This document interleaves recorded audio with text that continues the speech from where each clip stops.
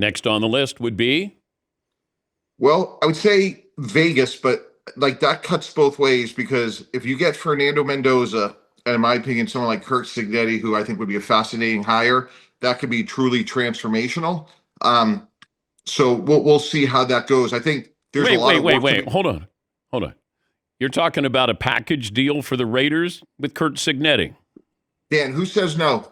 Who says no? When you go back over the last 40 years, and nobody knows this better than you do in North American sports, and you think about the transformational coaching jobs, we could talk about Mike Krzyzewski leaving West Point and creating Duke basketball. You could talk about Jim Calhoun going from Northeastern to UConn men's basketball. You could talk about Gino Ariama and women's basketball. But when you think about where they've been for over 100 years and what he's done in 2 years, I say this a lot, the data is overwhelming that college coaches fail, but what in Curt Cignetti's background would lead you to believe that he wouldn't be successful?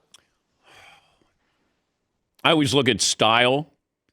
That style works in college. Does it work, with pro players? So that would be the first thing I would say. Dan, you're a former professional baseball player. You gravitated to coaches who made you better, that would ultimately make you more money. And there's a lot of different styles that work in the NFL across the board. And if Curt Cignetti walked into that building with the credibility he has, and he's won at Indiana University in Pennsylvania, he's won at James Madison, he won at Indiana where no one's ever won before. If I'm a player, this man may be able to put more money in my pocket. I'm going to give him a chance. I'm going to have to check my Wikipedia page. Mike Tannenbaum had me playing professional baseball. You go to a Reds tryout camp. So did George Clooney, by the way.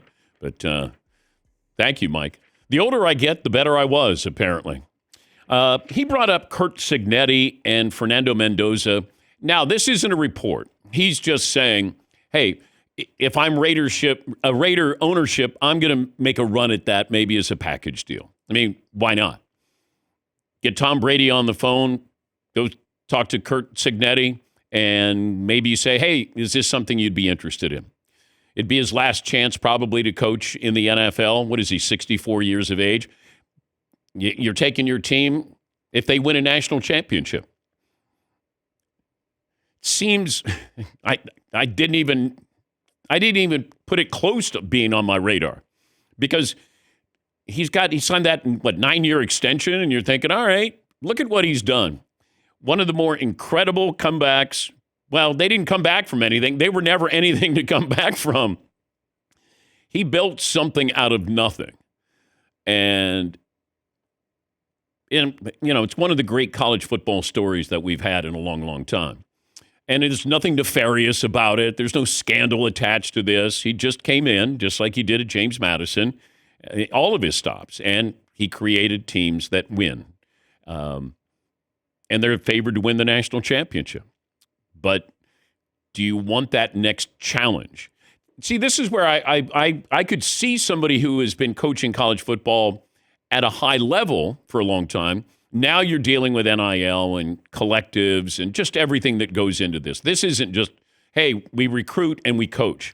Now it's we recruit, transfer portal, who are we keeping, who's staying, how much money. I'll talk to Kyle Whittingham about this. He's been around, he's 66, taking the Michigan job.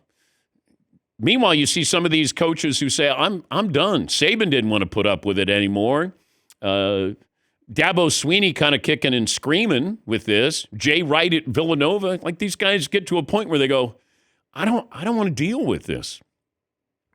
So almost the NFL doesn't give you as much stability, but you don't have to worry about all the ancillary stuff. But that would be a shocker if Curt Cignetti would be interested in the Raiders. Not the other way around.